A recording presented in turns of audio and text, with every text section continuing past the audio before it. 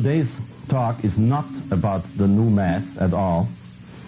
We have discussed that abomination already twice over, and you will find it on other tapes, and you will find it in Father Paul Kramer's excellent book on the theological vindication of Roman Catholic tradition, and you will find it in Father Trincher's excellent book on the same topic. And we have to discuss a great confusion that has taken place in this country with people who say that whoever says the Mass of 1962 does not say the Mass of Pius V.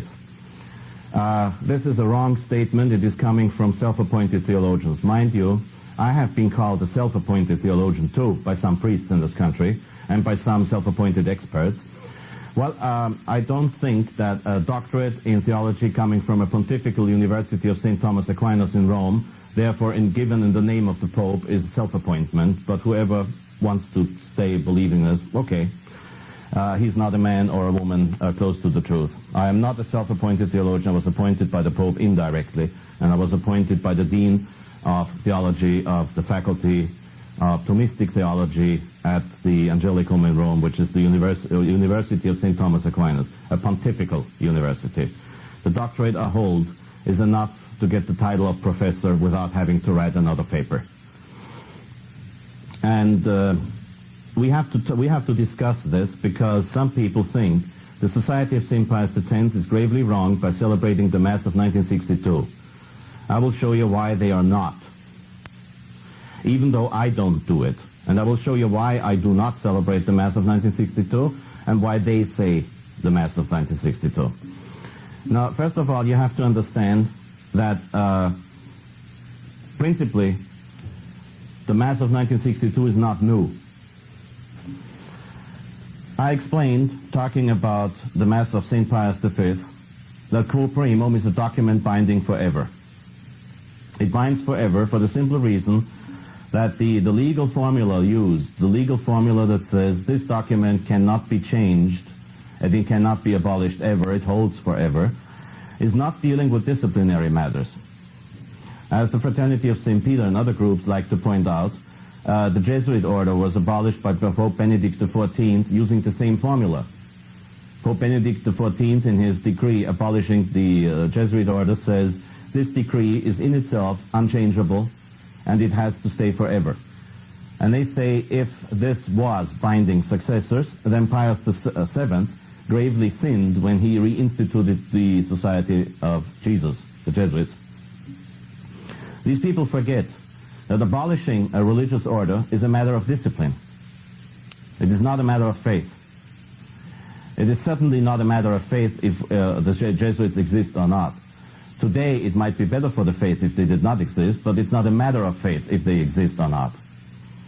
The Mass, however, due to the oldest principle of Mass, lex orandi, lex credendi, the law of what has to be prayed will determine the law of what has to be believed.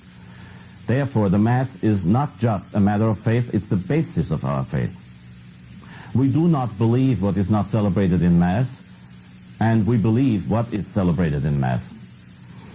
A decree, therefore, ruling over the entire structure of Mass, and not just little details, will certainly bind the successor of the Pope who has issued the decree. How come, then, that some popes after Pius V did some changes? Well, they did not really change the Mass.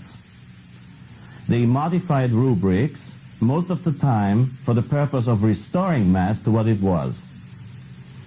I'll give you an example with what Pius X did. Pius X, in 1907, promoted the rank of Sunday. Before John the 23rd invented a new hierarchy of feasts, the rank of Sunday was semi-duplex. That had something to do with the rules of choir in a monastery. It's not the topic of today, and I have no intention to explain it. Semi-duplex was, the hierarchy was duplex prima classis, something like Easter, or Assumption. Duplex secunda classis, duplex maius, duplex, semi-duplex, and simplex.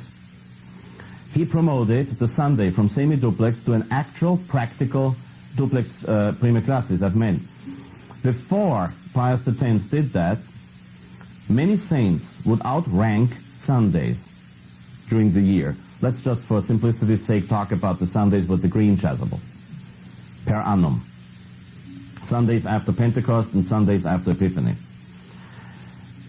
When Pius X elevated the rank of Sunday, he did this because when in 1570 Pius V published his missal, which is not his and it's not new, as you will see, there were very few saints in the calendar in comparison to today. There was no parish priest of Ars, there was no Saint Teresa of the Little Flowers, because they didn't even live then. There was no Saint Thomas More, who was canonized only in 1935. And so during the summer, very often you would have the Sunday anyway. By the time St. Pius X became Pope, there were summers in which you didn't see the green chasuble once. You always had a feast of a saint outranking Sunday. That's not the purpose. There have to be liturgical times. You cannot have all the saints outranking a Sunday of Lent. You wouldn't see the violet chasuble throughout Lent. You'd always have some white or red chasuble for celebrating a saint or a martyr. So what St. Pius X did was nothing else but restoring the situation that he would have found in 1570. Matter of fact, he improved it in a certain sense, because nowadays it is very difficult to outrank a Sunday. During the summertime, only the Feast of the Assumption will be able to do that. And Pius X knew how a pope should behave. He did not just take the missal and change things, but he wrote up a document which he inserted after the documents of his predecessors who had changed some rubrics. And in this document he explains exactly what I just explained to you.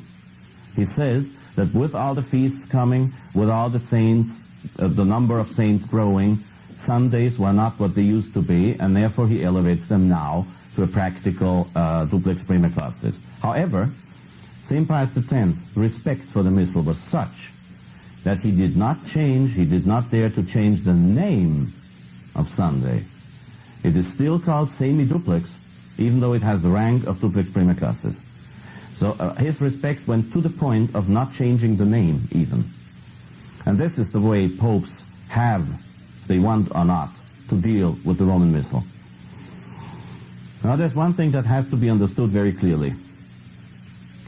When Pius V published his Missal, he did not publish anything new. The Roman Missal of 1570 is nothing else but the Mass that was celebrated by the Roman Curia 100 years before. And the Missal of 1473 does not contain many changes from the Missal of Gregory the Great. And I have to remind you that the Church sense of tradition in the old days was much, much, infinitely stronger than it was in this century. When in 590-something, Saint Gregory the Great, Pope Gregory the Great, inserted the words Hanc diesque nostros into a pace disponas at the Hanc igitur, the people in Rome were outraged. The clergy was outraged. They confronted the Pope, said, "How dare you touch the canon?" Now this was in 590-something. St. Gregory the Great reigned from 590 to 604. Most of the time he was in bed, sick and disease-ridden. And the sense of tradition in the old days was such that St. Chrysostomus said, "Is it tradition? Ask no more." If it wasn't tradition, they refused it. If it was tradition, they respected it. So Pope Pius V did not proclaim anything or publish anything new. He canonized what he found. When Pope Pius V became Pope, he just canonized what he found. There was nothing new in the Missal of St. Pius V of 1570. He canonized the Mass because he did not give his successors the right to change the Mass ever again. I have explained that, and it's on one of my other tapes too. However, the most important points to remember in this context is that Canon 13 of the 7th session of the Council of Trent on the sacraments in general says that whosoever says that the accustomed and rites handed down in the practice of the sacraments may be held in disdain, or something may be omitted or added to them, or they may be changed into new rites by whomsoever pastor of the church. Mind you, not every pastor. Whomsoever pastor of the church, let him be accursed, whosoever says so. Whomsoever, per quem cumque pastorem ecclesiae. Per quem cumque. Per quem cumque means everybody included. Otherwise, we don't need the Council of Trent to tell us that it's not allowed to every single priest to change the Mass. That was understood all the time. We don't need the Council of Trent for that. I don't need the Council of Trent to know that I'm not allowed to write up my own missal. So what the Council of Trent was saying here, nobody may change the Mass into a new rite. Nobody. Per quem cumque pastorem. And he condemned the opinion, the Council of Trent condemned the opinion that any one of the pastors may do that. The Pope is Bishop of Rome, as a pastor of the churches. He's Archbishop of Latium, that's a pastor of the churches. He's Primate of Italy, that's a pastor of the churches. And he's the Patriarch of the West, that's again a pastor of the churches. And he's also the servant of the servants of God. That makes him a pastor again. He cannot change the old rite into a new one. And until Paul VI of most infelicitous memory, nobody dared to do so. Now what did John the 23rd do? Well, the problem doesn't start with John the 23rd, it starts with Pius XII. Some people are completely hung up with John the 23rd and what John the 23rd did, and always John the 23rd. The first real changes in Mass occurred under Pius XII, when in 1949, ad experimentum for the moment, he approved a new rite for Holy Week. And he approved some things that are, as I say, that went a little bit too far. However, before I explain these changes to you, I have to make something very abundantly clear. I am not the Pope. I cannot pronounce a final judgment on the differences between the Missal of 1949 and the Missal of 1962. Only a Pope in the future will be able to do that. Only a Pope in the future, only a Pope in the future will have the right to do so. So you must understand that as long as I do not quote a council or a Pope, I am speaking my personal opinion as a doctor of theology, and what I say is not necessarily the final answer to the problem. Unless I quote a Pope or a council, I'm as fallible as can be. And that is exactly the reason why I'm always very careful to point out to you what was said by a Pope and what is said by me. Now when I say I do not like these changes, I do not say it in a, let's say, in a licentious way. I have a right to reject what Pius XII did to the Mass, unless a Pope tells me that I must not. The present Pope might tell me this, but however, as he's celebrating an illegitimate rite that is against divine law, he's not the authority to do so, not in this point. That doesn't mean he isn't Pope. We have discussed the question. He is Pope. And how? But only a future Pope who will restore the Mass, the Latin rite, only he will be able to tell me you must not do this or you were right in doing so. I cannot tell any priest, and certainly not the bishops of the Society of St. Pius X, that they must not use the 1962 rite.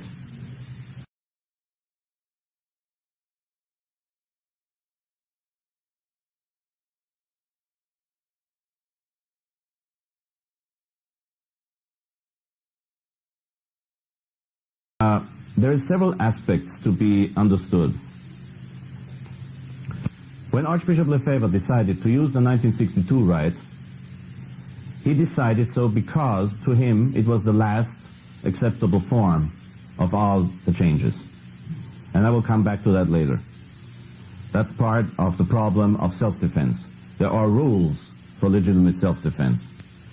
Let me first point out the changes. Now, Pius XII started, and I do not want you to get hooked with the name of Bonini.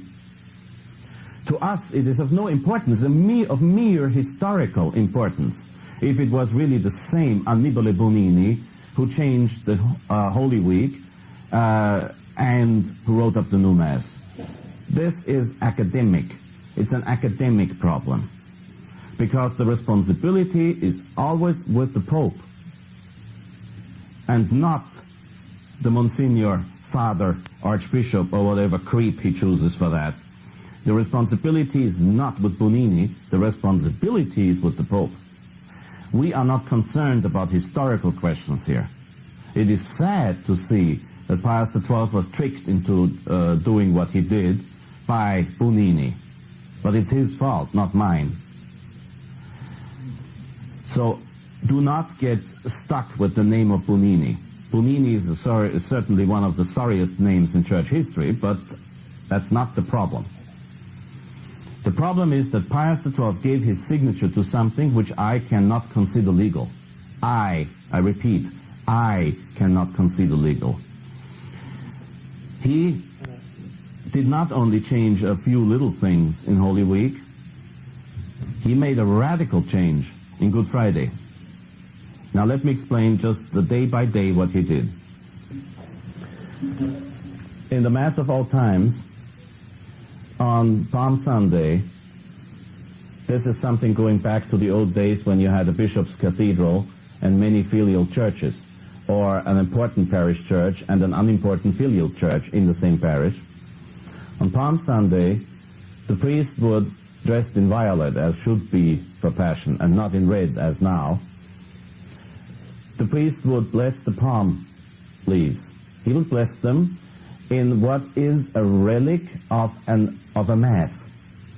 So he would start out just like at Mass. He would start out with a reading, with the Kyrie, with a reading, with the Gospel, with a preface. And after the preface, instead of saying the canon and consecrating the host, he would bless the palm leaves with 5 prayers. And then a procession would form and proceed towards the main church. In the old days, the Episcopal Church, the cathedral of the bishop. Knock at the cathedral's door, or at the main church's door, and request entrance into heavenly Jerusalem. So that made sense. That is a representation of what happened on Palm Sunday with our Lord Jesus Christ. When they received him as a king to come, and they received him with palm leaves, and then they let him enter the city of Jerusalem. And then, of course, the first sacrifice of Mass took place in Jerusalem. So the Palm Sunday is nothing else but a visible representation of what happened on that very day with Christ. Pope Pius XII abolished most of the prayers of consecration for the palm leaves, and he abolished the preface. Now, abolishing the preface means he took away one of the few consecratory prefaces left in the Latin Church. In the old days, an important blessing was not just done with a few oremus, etc., and a few signs of the cross. An important benediction was done with a preface. I will come back to that on Easter Vigil. He did away with the consecratory preface. The consecratory preface of the palm leaves is going back to the early centuries. So he did away with with a millennial tradition. Saint Chrysostomus would have rejected that. So would Saint Pius V. And so do I, because they would have. But I say again, I'm not the Pope. I reject it. I cannot pronounce judgment over the priests who don't. I can only judge priests quoting popes and councils.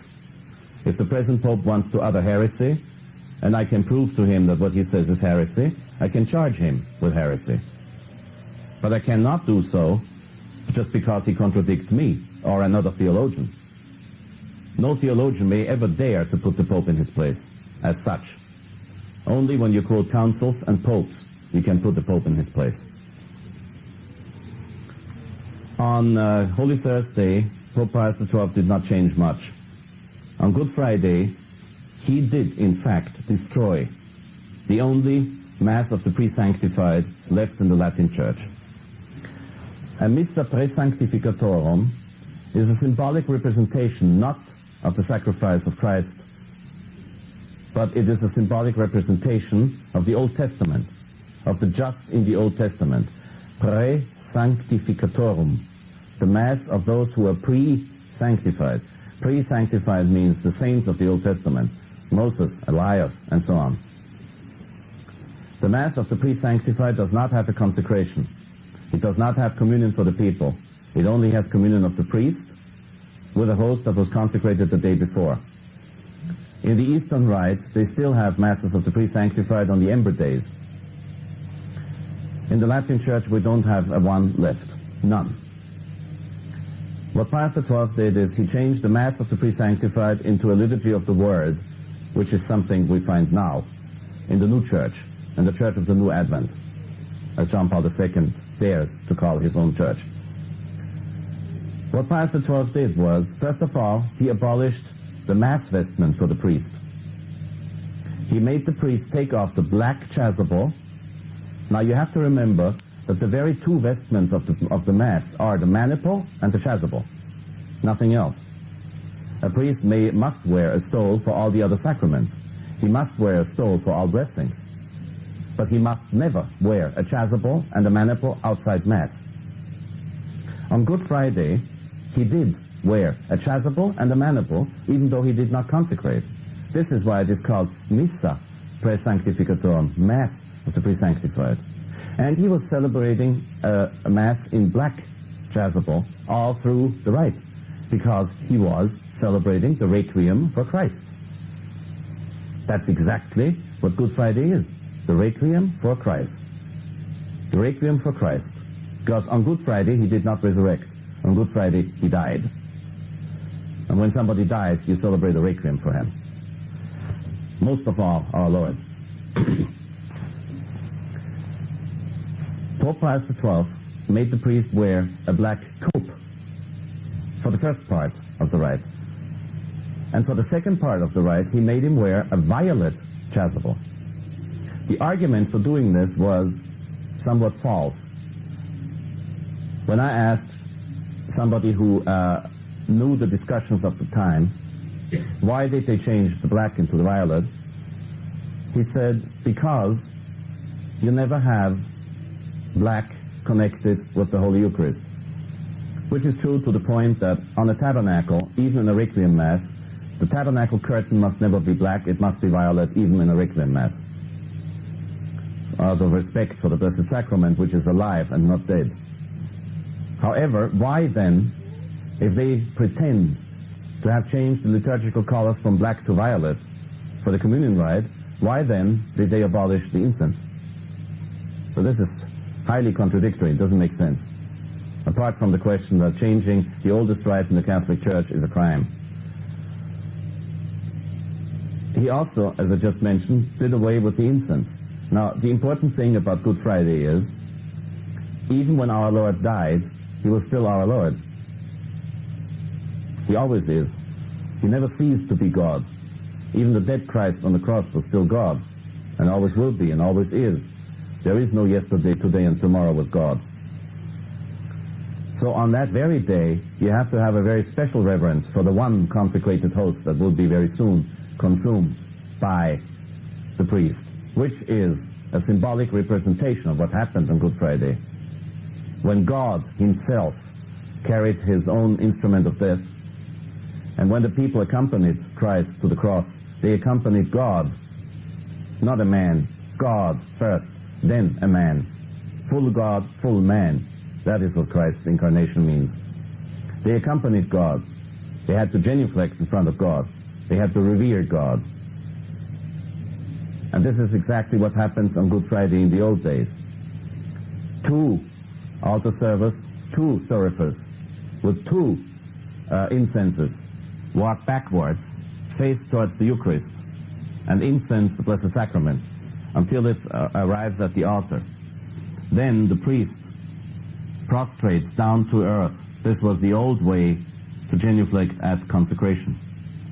And when the priest communicates Christ, at that very moment, The sacrifice of 2,000 years ago is completed every year again, in a way that we might understand once we are in heaven, hopefully making it there, but we will never understand on earth because we do not understand the contradiction between time and eternity yet. When the priest communicates the host, and he alone, no Blessed Sacrament is supposed to be in the church, because when Christ died on the cross for 3 days, he was not there. Remember, he descended to hell, the hell of the paradise of the pre-sanctified just. He descended to hell with his soul, not, as John Paul II said on the 11th of January 1988, with his body, symbolically, because his body was in the grave. The Fourth Lateran Council defined as a dogma, Christ descended with his soul. And he consoled the just in the paradise that was prepared for them, to wait for the beatific vision in heaven. When Pius XII introduced the communion of the faithful on Good Friday, and when he made the priest change into the violet chasuble, and when he abolished the incense for the host, and when he decreed the cope to be used at the first part of Good Friday, he turned the first part into a liturgy of the Word, and the second part into a rite of communion for everybody. This is not the Mass of the pre-sanctified anymore, and that's probably the most grievous of all the changes. And it's probably the one that will indeed be refused by a future Pope. I hope so. On Holy Saturday, he destroyed the consecratory preface of the Easter candle. In the old days, the priest would light a candle from the fire that is blessed outside the church. He would light a candle, sing the Lumen Christi, dressed as a deacon if there's no deacon available. Then he would light the second candle, sing Lumen Christi again, light the third candle, sing Lumen Christi again, and thus, with the light of 3 candles only, he will arrive at the hopefully totally dark sanctuary, and there, the Easter candle is waiting for him. No incense in the Easter candle, no light. Then he starts the Exultet. Remember the Exultet iam angelica turba celorum. Exactly this. This is the consecratory preface for the Easter candle. At a certain point during this preface, the incense, the 5 grains of incense that have been blessed outside the church, will be mounted on the Easter candle in the sign of the cross. And a few paragraphs, one paragraph after that, finally, the Easter candle will be lit. This means the preface the deacon is singing is the consecratory preface of the Easter candle.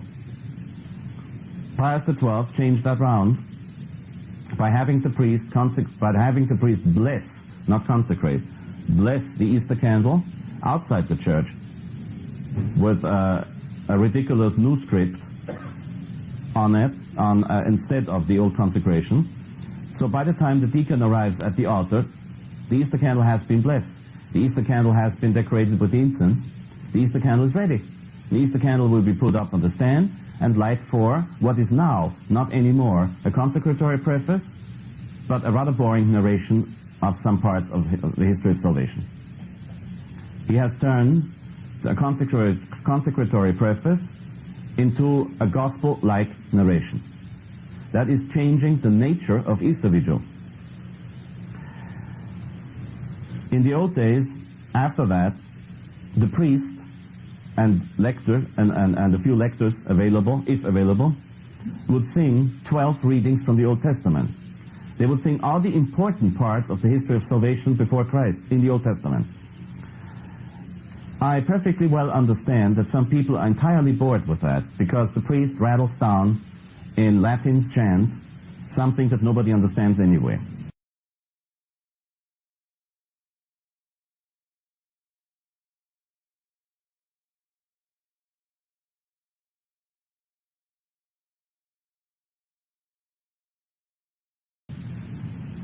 And very few priests are as fast in doing this as I am. So sometimes this is a part of Easter Vigil that will need more than an hour. For more than an hour, the people, in the old days, had to stand or kneel. Now they're all seated. Watch the priest rattling through the 12 readings.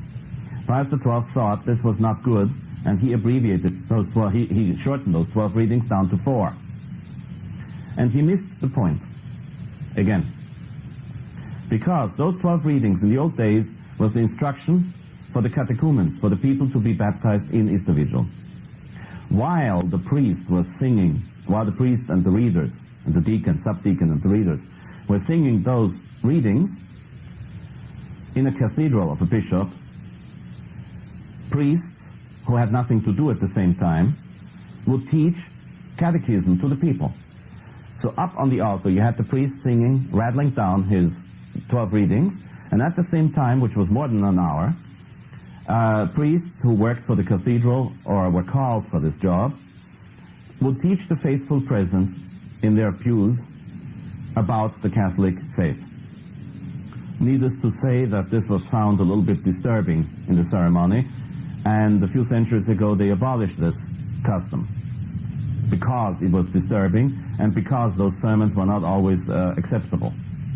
And Easter Vigil is the most holy night of all nights during the year, and you certainly shouldn't give some priests who don't know anything in theology the chance to teach what is wrong right during a sacred ceremony. However, the readings remain.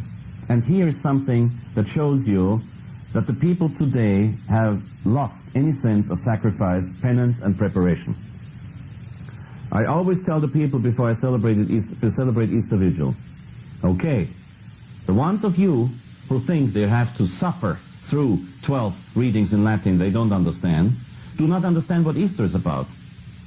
Use the 1 hour that the priest needs at least to sing those 12 readings. Use that hour to say your rosary in preparation for Easter. Use the time you have to wait and suffer through this as the last penance before you finally celebrate Easter. Use the time to examine your conscience and see if you're ready for Easter. And if you really have to understand what the priest says, then in God's name use the missal. It will be difficult at my Mass because I don't allow the lights switched on before the glory of Mass. It's your last chance to pray in front of the Blessed Sacrament before Easter, and you got an hour to do so. Remember what Christ said on the mountain? When the apostles fell asleep 3 times? Can't you even stay awake this little time with me? Well, it seems that in Easter Vigil people are not supposed to. So Pope Pius XII abolished 8 of the 12 readings and left us with 4. It doesn't make sense. And then he introduced something both on Holy Thursday and on Easter Vigil, which is certainly an introduction to the new Mass. For the first time in very many centuries, something like 1500 centuries, 1400 centuries, the priest did not need to say the Judica Me. Now, he doesn't say that in Passion time, but for all the rest of the year he had to say the Judica Me, always. He does not say the Judica Me on Holy Thursday wearing a white chasuble. He does not say the Judica Me at the beginning of Mass on Easter Vigil wearing a white chasuble. On both occasions he does not say the last Gospel anymore. This was certainly new. This was not restoring, this was new. John the 23rd then went further. First of all, he inserted St. Joseph to the canon. What do we say about that? Again, I'm giving you the opinion of a theologian, not papal teaching. So you have no right to condemn me for what I say, and you have no right to quote me as if I was the Pope. Neither one nor the other. I have never left St. Joseph out of the canon, even though I don't say the Mass of 1962. And there's a reason. Historically speaking, St. Joseph does not belong in the canon. Because historically speaking, the only people who belong in the canon is the old martyrs on whose blood the church was built. The 12 apostles and Lini, Cleti, Clementi, Christi, Cornelius, Cipriani, Lorenzi, Chrysogony, Cosme, and Damiani. Not St. Joseph.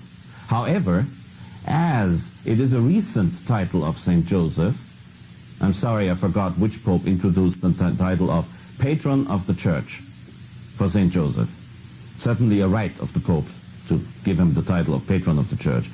Well, as St. Joseph recently has become the patron of the Church, we might as well have him in the canon.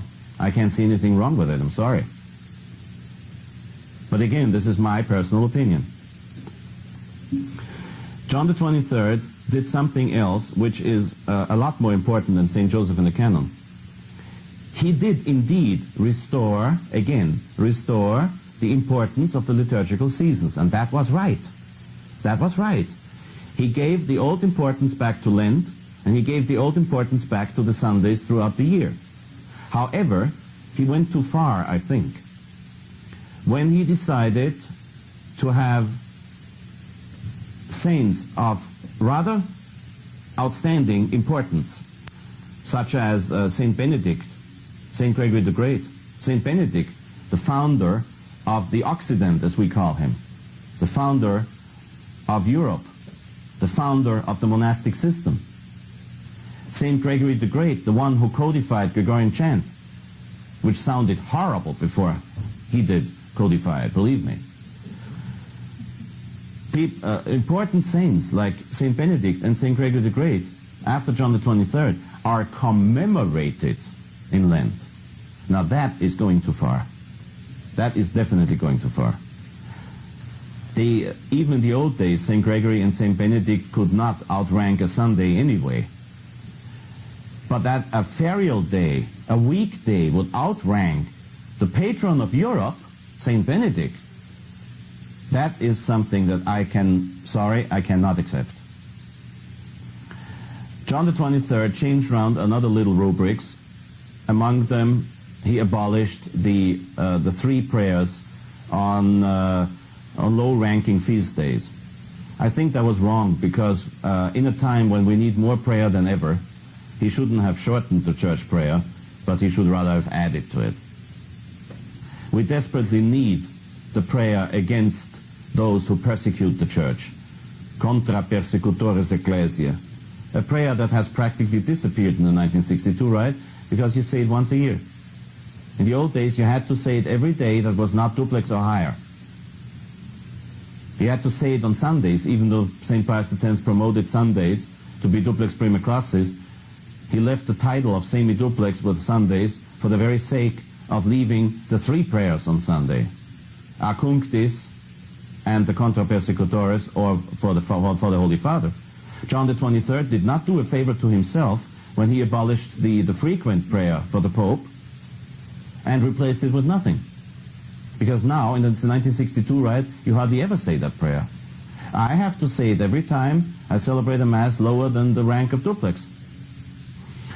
So, I've just given you a selection of changes. There's more to the changes of 1962, but the 1962 Mass, to a certain extent, could be interpreted as a transitory thing towards the new Mass.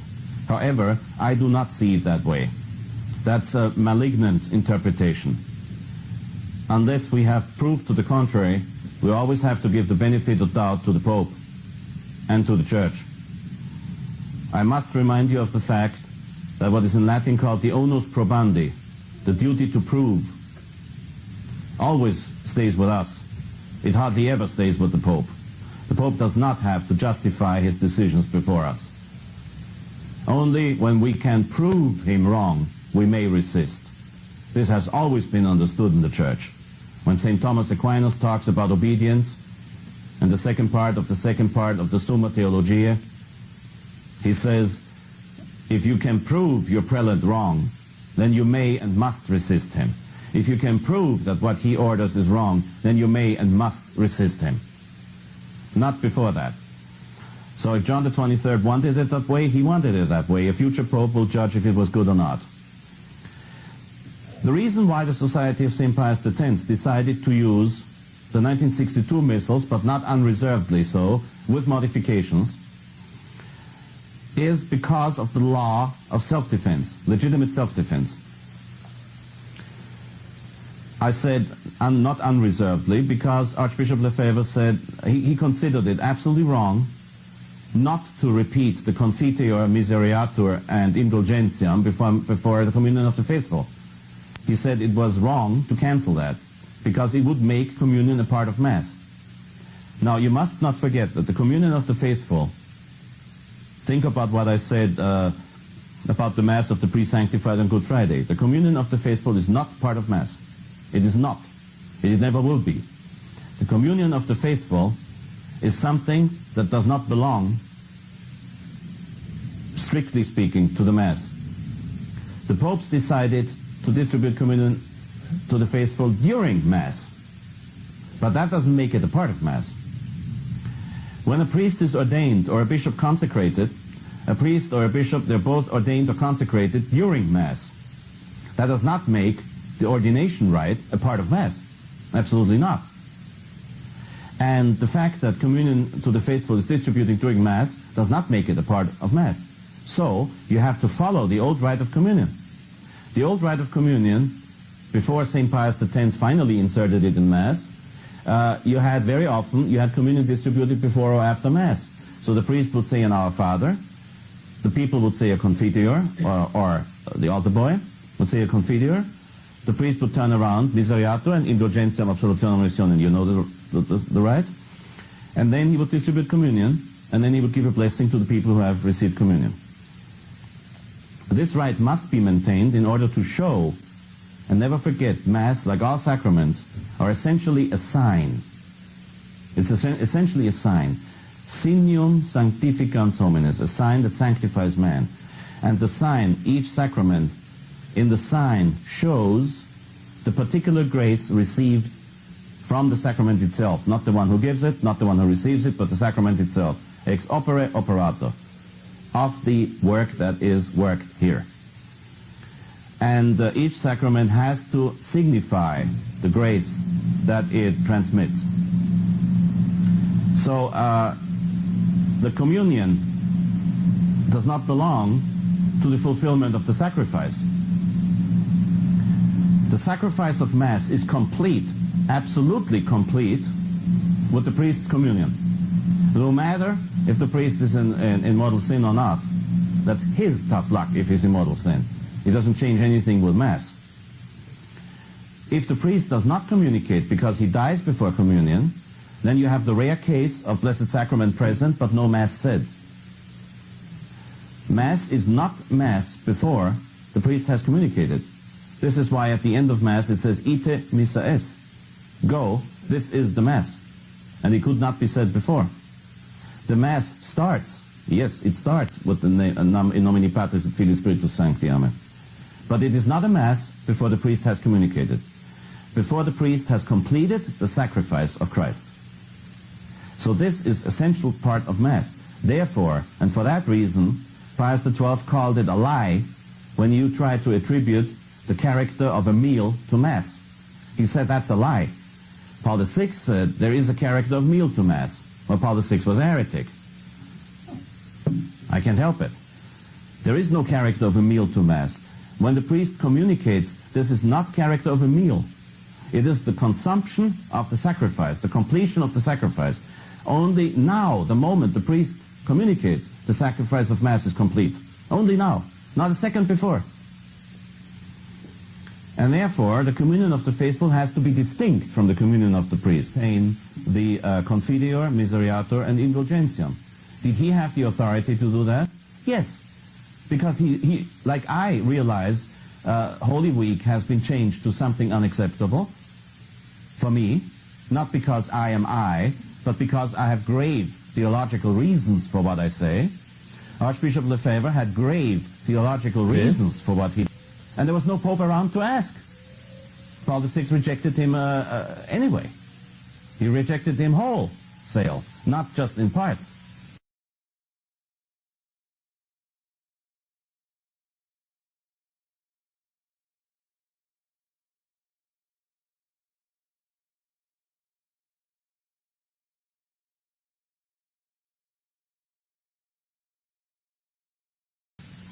And then Archbishop Lefebvre retained a few other things, like the prayer for the Jews on Good Friday Mass.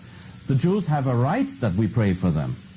You cannot leave out the word perfidis, the perfidious Jews. Perfidious means they go around the faith, they take away the faith, they don't have the faith. It doesn't mean they're bad, they're all damned to hell. It doesn't mean they're crooks, it doesn't mean they are gangsters, it doesn't mean they're bad people, evil people. No, they're just perfidious. They do not accept the faith.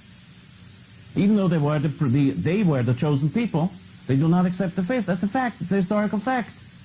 As long as they do not convert, they do not accept the faith. So you have to pray for them. They are the perfidious Jews. We have to pray for them. And I want to pray for them.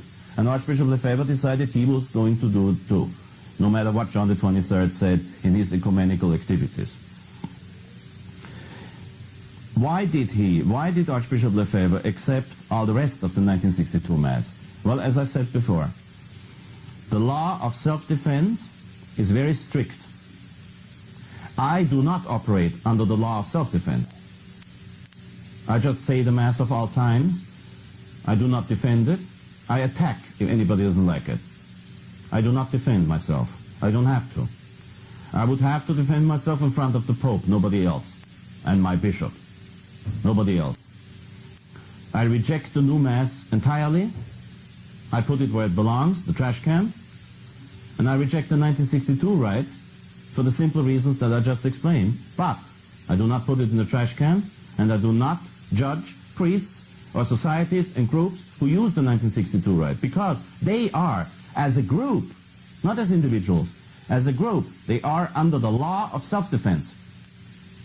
When in 1988 Archbishop Lefebvre decided to consecrate bishops, I've said this on my other tape, he did so because if he had not consecrated bishops, there would be no bishop available nowadays to turn young people who reject Vatican II, as you must, and who reject the new Mass, as you must. There would be no priest left to ordain them. And that is unacceptable as a situation. That is exactly the situation of emergency in which a bishop has to react. He did not appoint 4 ordinaries of a diocese. That would have been schism. He did not give jurisdiction to them. He did not appoint Bishop Williamson as the Bishop of the United States or as the new Archbishop of New York. He consecrated, he did not appoint him at all. He just consecrated him so that he would be able to ordain priests. Period. Period. This is the old term of auxiliary bishop. In German, the auxiliary bishop is called Weihbischof, the bishop who ordains, the bishop who helps the actual bishop of the place to ordain priests. In the old days, you had many vocations, not like now. The former Cardinal Archbishop, Vicar of Rome, because the Bishop of Rome is the Pope, Vicar of Rome, Cardinal Traglia, who was a saint, ordained 4,000 priests in his life. He had 4,000 children, generated with his hands. He ordained 4,000 priests. Now you can imagine that the bishop in the old days needed people to help him with confirmation and ordination. And that's all Archbishop Lefebvre wanted. And even if he had wanted more, he would not have not been allowed to do it. And he would have never done it the way I know him. He operated under the law of self-defense. Now the law of self-defense is very strict in Catholic moral theology. You are not allowed to go beyond the necessary means. You're not allowed to go beyond the means that are necessary to get rid of the actual situation against which you have to defend yourself. If a bum in the street threatens me with words, I'm not allowed to shoot him. Of course not. I talk back. I do. But I'm not allowed to shoot him. The law of self-defense does not allow me to shoot him yet. If he draws a knife, I'll shoot him. But not before that. And there's another law of self-defense. In self-defense, you have to act right now. If I see that a girl is going to be raped on the other side of the street, I cannot say, sorry honey, gotta hit the supermarket first, I'll be back. I have to help right now. When Archbishop Lefebvre realized that he had to consecrate bishops because he might die at any moment, he had to act right now, immediately. He obeyed that law of self-defense. And very much to my sorrow, but necessarily, he obeyed the law of self-defense by saying, the 1962 Missal is the last edition of the Roman Missal. As a matter of fact, it was. It's the last edition of the Roman Missal that is somewhat acceptable. He didn't say, I like it. He didn't say, I'm happy with the changes of John the 23rd and Pius the 12th. Maybe he was, I don't care. He didn't say it. He didn't say, I celebrate, and you will, to his priests, and you will celebrate according to the 1962 Missal, because I like it so much. That's no point of view for a priest. I do not, of course, I love the Roman Missal, but the reason why I celebrate the 1949 Missal is not because I like it, but because I think that is what I have to do. And Archbishop Lefebvre, he did not say the 1962 rite was good. He did not say it was nice of John the 23rd to have done this. He didn't say that he fully approved of Pius the 12th changes. He never commented on that, except in private, which I won't quote. He decided to use it because it was the last acceptable version. Why? In the 1962 rite, the 1962 Missal is the last Missal with the following characteristics. First of all, it's the last one where you find all the documents, starting with Quo Primum. Quo Primum by Pius V, and I never memorized these documents. A document from Pope Urban VIII, and there was one from Clement VIII, and of course there was the document of St. Pius X, and there was the document of John the 23rd. So in all these documents, they show you the continuity of the Missal. The popes would have never dared to leave Quo Primum out because, contrary to what the Fraternity of St. Peter teaches, the popes knew they were bound to Quo Primum. If they had not felt bound to Quo Primum, why bother and leave Quo Primum in the Missal? You replaced Quo Primum with a new decree. The popes did that everywhere else in canon law. If the Pope comes up with a new code of canon law, he doesn't quote his predecessor. He may mention him, but you will not find in the code of canon law that has been issued under Benedict XV and that was ordered to be written by Pius X. You will not find the introductions by the Pope's predecessors to St. Pius X in the old Corpus Juris Canonici. You will not find them. You will only find the decree of Benedict XV publishing this in the name of St. Pius X. That's all. Period. No more needed. It's canon law. It's positive law. It's a law which does not bind the successors, except in things that are unchangeable. But with Mass, it is the popes who interpret Quo Primum as something binding, just by the fact that no pope until Paul VI dared to leave out Quo Primum, or any one of the documents of his predecessors, which is the most unusual thing in church history. It's the only example, as a matter of fact, in all of church history, that all of the documents of all the popes touching the book would be found in the very same book. It's the only example in church history. So the popes, until John the 23rd included, thought they could not abolish Quo Primum, could not go against it. Now, John the 23rd was not exactly what you call an overly scrupulous person, right? Why would he leave Quo Primum and all the other decrees of his predecessors in the Missal if he thought the Quo Primum was not binding for him? Well, of course he thought Quo Primum bound him too. He just stepped a little bit too far, like Pius XII did, in his changes. But again, I think that. I'm not the Pope. The final judgment on the Missal of 1962 will be pronounced by a future Pope, not by Dr. Hesse or anybody else, as a matter of fact. Archbishop Lefebvre, this is one of them, excuse me, I'll come back to the characteristics. This is one of the characteristics of the old Missal. There's another one. Until 1962, generally speaking, with the exception of Holy Week change round, the priest had to say the Judica Mea at the beginning of Mass and the last Gospel at the end of Mass. In 1965, Paul VI issued a new Roman Missal without the Judica Mea and without the last Gospel. In 1967, he reissued another one, and now you had almost everything in the vernacular. And then in 1969, he came up with the crime of the century, the new Missal. So you can see that 1962 is certainly, despite all the changes that I don't like and don't accept, in continuity with the Mass of Pius V. It is borderline, if you ask me, it is borderline. And I think it went too far. But Archbishop Lefebvre had no right for that decision.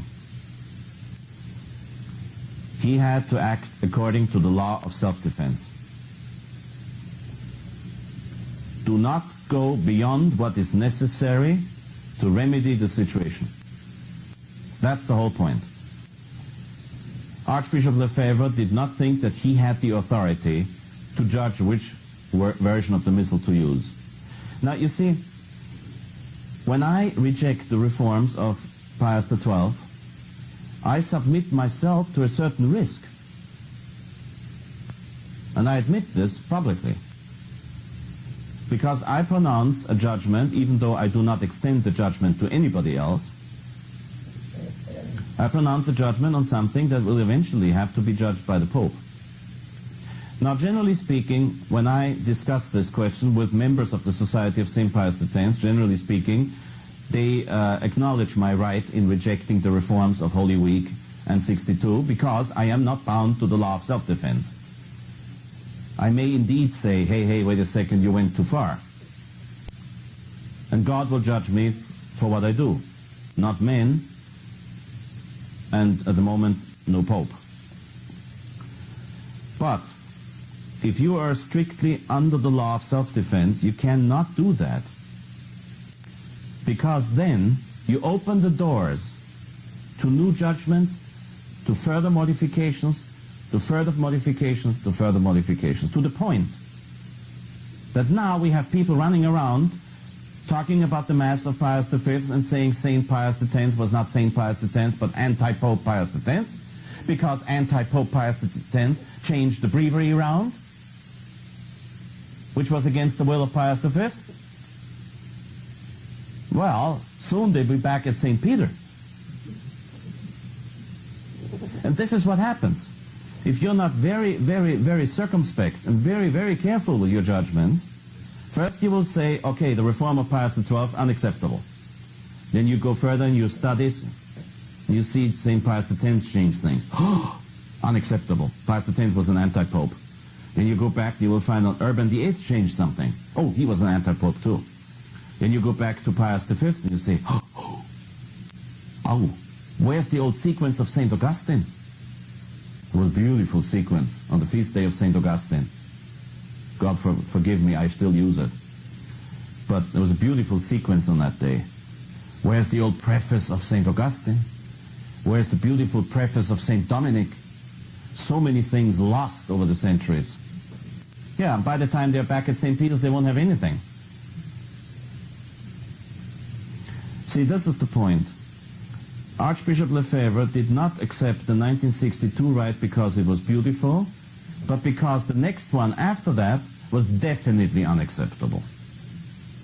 That's the whole point. And I reject people and I resist people who think that they are the judges of all these things. You think Archbishop Lefebvre was an idiot? A man who didn't know what he was doing? A man who had never studied theology or liturgy? He pondered over his decision. He was not the man, he proved this, as the only bishop so far, except for Bishop Castro-Mayer, God bless him. He proved that he was thinking before he decided. He has given ample proof of that. He was a very learned theologian. He was a very holy bishop. And as much as I dislike the 1962 rite, I have no right whatsoever to criticize priests who use it.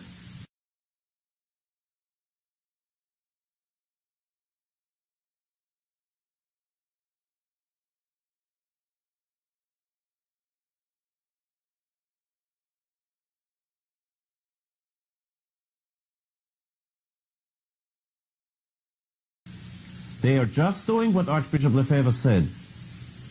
And it's no good that we have so many priests running around in this country who decide everything on their own and who say Archbishop Lefebvre was wrong. That's not good. Without Archbishop Lefebvre, we would not have the old Mass anymore. Without Archbishop Lefebvre, we would not have priests anymore who celebrate the old Mass. They would die out.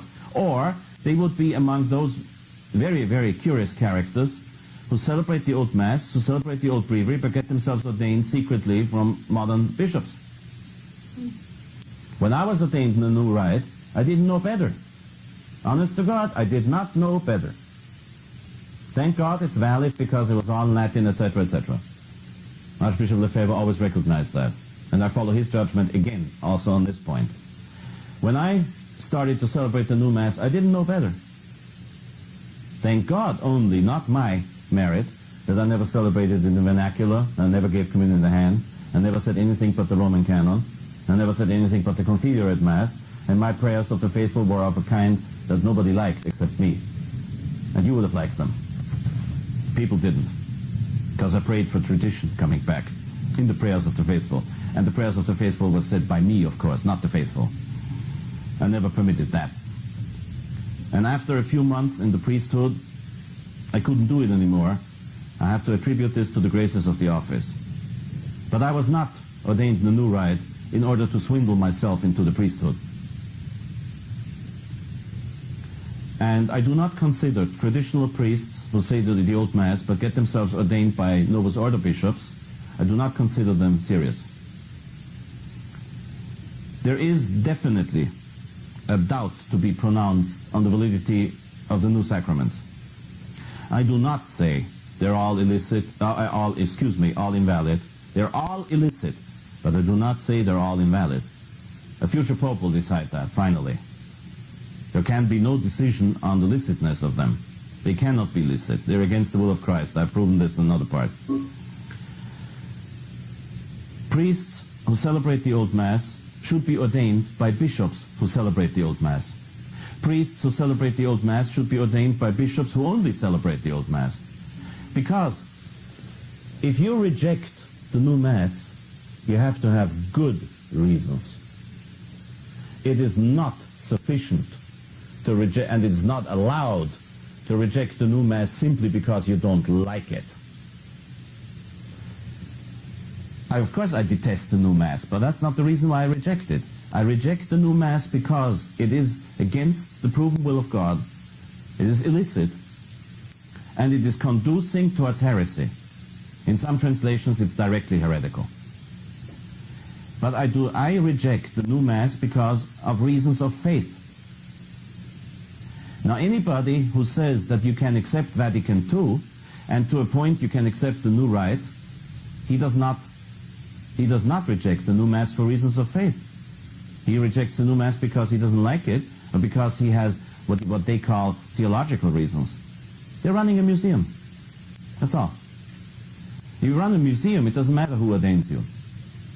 But if you don't, if you say the new Mass is part of another church, which is the only answer to the indefectibility of the church and the infallibility of the church, and you say that Vatican II is not Catholic, you say the new Mass is not Catholic, then you have to celebrate the old Mass for reasons of faith. It is impossible to believe in the indefectibility of the church and the infallibility of the church, and at the same time reject the new Mass, which the Pope celebrates every day. Impossible. There's only one solution to this problem. And this is not a solution in the sense of finding a way out. It is a solution in the sense of finding what is true. Now, the new Mass is not part of the Latin Rite. It is not part of the Catholic Church. It does not belong to the Catholic Church. The Catholic Church is still indefectible. The Catholic Church is still infallible. But the priests who say the new Mass are not part of the Catholic Church, objectively, mind you. The great vast majority, I think, I have no insight in souls. Only God knows souls. The great vast majority of priests who celebrate the new Mass because they think this is what they have to do. That does not put them subjectively outside the church. Oh no. Many priests today pronounce heresy, and they believe that this is in accordance with the faith. They do not commit the sin of heresy. They are not subjectively in the sin. They are not in the sin of heresy objectively, and they are not subjectively heretics. Objectively, however, if I say something that's against the doctrine of the Church, I'm immediately in error. If I want to be in error, then I'm a heretic. But if I just make a mistake, it doesn't make me a heretic. But I might have pronounced a heresy. I might by mistake have pronounced a heresy. Happened to me once on the pulpit in Austria. Thank God. A pious lady came to the sacristy and said, "Father, did you realize what you were saying?" I said, "No, what?" She told me. I said, "Thank God, I celebrated Mass the next day in the same parish and I explained everything from the pulpit." So I did not stay a heretic, so to speak. I never was, because I never rejected the truth. But objectively speaking, now, independent of the state of the soul of a person, this is one of the major distinctions. You will find it in the tape recorded in LA. And please listen to these distinctions. Make sure you're able to operate with those distinctions. Otherwise, you'll never be able to understand or judge in theology. Somebody may be free of sin and yet objectively outside the Church, because he doesn't know better. I don't think that a Russian Orthodox Pope, they are all called popes there, a Russian Orthodox Pope somewhere in Siberia, I don't think that he was told about the differences of the creed of the Latin and the creed in the Orthodox Church. I don't think that anybody ever explained the papal infallibility to him. I don't think that anybody ever explained the papal primacy to him. As a Russian Orthodox priest, he rejects the papal primacy. As a Russian Orthodox priest, he rejects the papal infallibility, and thus is both a schismatic and a heretic. But if he doesn't know that he's a heretic and a schismatic, then he does not commit the sin of heresy and schism. However, objectively speaking, he is. And this is the whole point. The infallibility of the Church is still there, because the priests who celebrate the new Mass, and especially the priests who foster the new Mass and defend it, they are outside the Church, objectively. How God will judge them, I don't know, and it's none of my business. Judge ye not that you not be judged. Anybody says that Father Hess said they are all in heresy and will all go to hell is committing a grave sin against the 8th commandment. I never said that. I just said that objectively they're outside the Church. Subjectively, I don't know. I don't want to know. God only can judge. And this is the reason why when Archbishop Lefebvre and I and other priests reject the new Mass because of reasons of faith, we stay in the Catholic Church no matter what the official pronouncements are. We are the ones who stay in the Catholic Church. Now, some people say the Society of St. Pius X always behaves and speaks as if they were the Catholic Church. That is slander. You ask any of their priests, if he follows the directions of his superiors, he will tell you, no, it is not us who is the Catholic Church, we just belong to it. And anybody who does not contradict tradition belongs to the Catholic Church.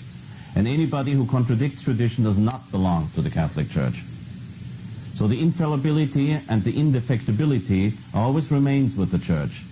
Christ's promise, et porte inferi non prevalebunt adversus eam, the gates of hell shall not prevail against them, is still a prophecy. It is still true. It always will be true. It is people like it's people like the bishops who say the new Mass who put themselves outside the Church. It is the bishops who say that homosexuality is just a defect, and it may be a defect by birth, who put themselves outside the Church. It is the priests who say, and the vast majority of priests in this country say that now, who say that the Blessed Sacrament is only symbolically present, who put themselves outside the Church. It's not Archbishop Lefebvre or I. And priests who celebrate the old Mass, not for reasons of faith, but because they just prefer it, they put themselves objectively outside the Church. Anybody who signs Vatican II puts himself objectively outside the Church. You cannot sign heresy. You must not. You cannot defend Vatican II. I've tried for 10 years. I've tried to interpret Vatican II in a Catholic way. It's not possible. It's in direct contradiction to tradition. It's in direct contradiction to the magisterium, as I have proven on the tape that will be soon available to you.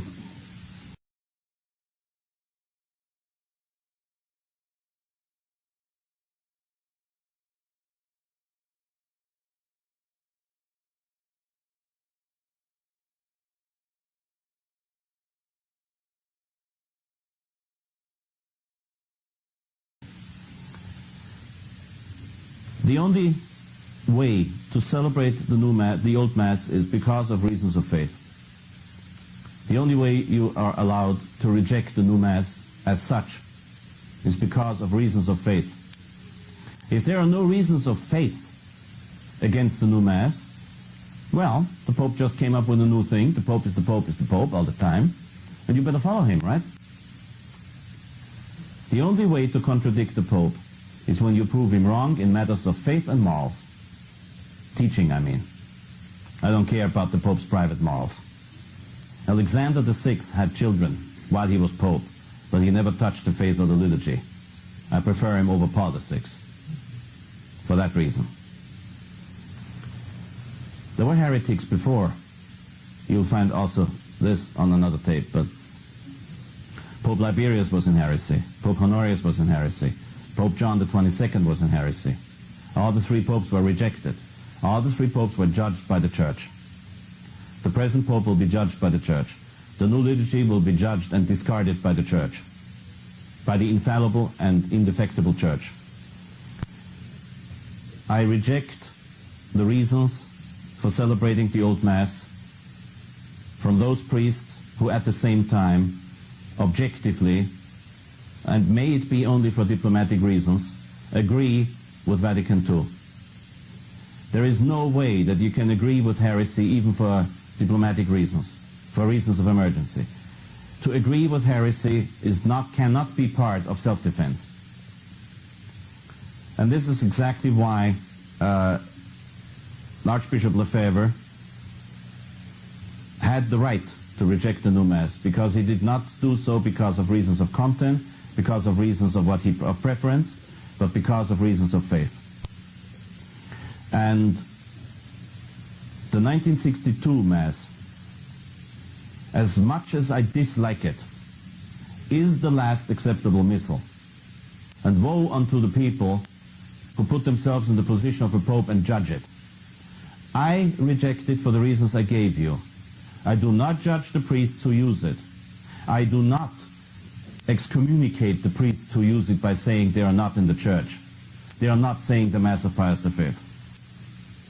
I do not say that, and I reject that. What is the Mass of Pius V is for a Pope to judge, unless it's as evident as it is with the 1965 Missal. My theological opinion on this is, you cannot see in the 1962 Missal, you cannot see anything that makes the 1962 Mass cease to be the Mass of Pius V. In the 1965 Missal, it's evident, it's obvious. The 1965 is halfway over to the new Mass. The 1962, with whatever it has and I don't like, is still in continuity with the Mass of Pius V.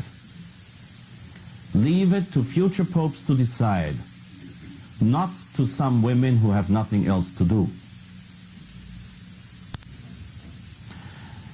Reject the new Mass because of reasons of faith. Reject Vatican II because it pronounces heresy. Reject whatever papal teaching you are confronted with if it pronounces heresy. Do not reject anything else.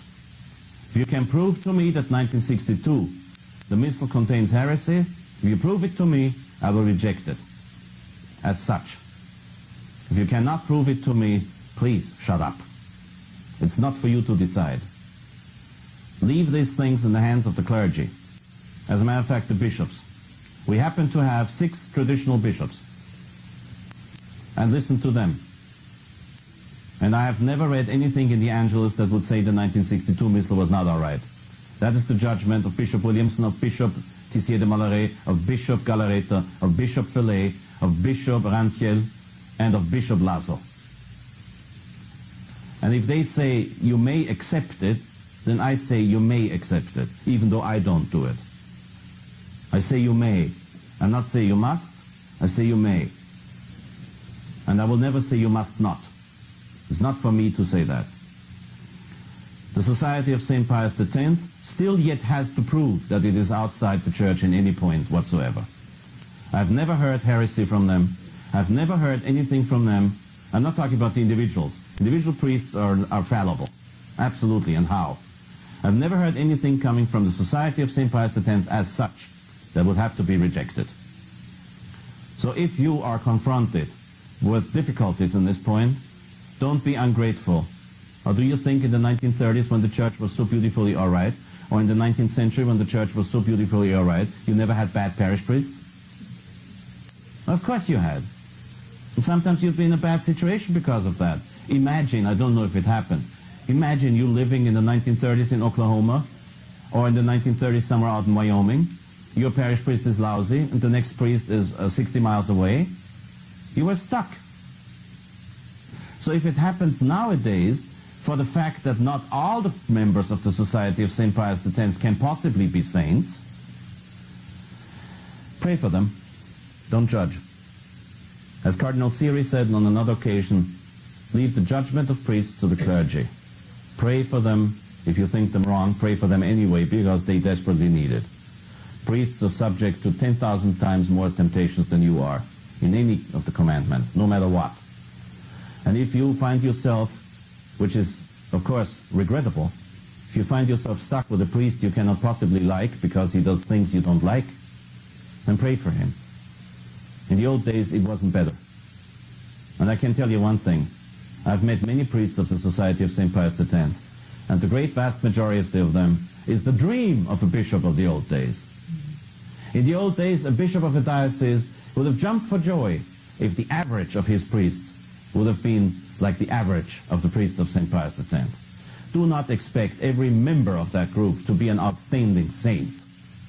That is impossible. Thank the Lord on your knees that you haven't found a heretic there yet. Thank you.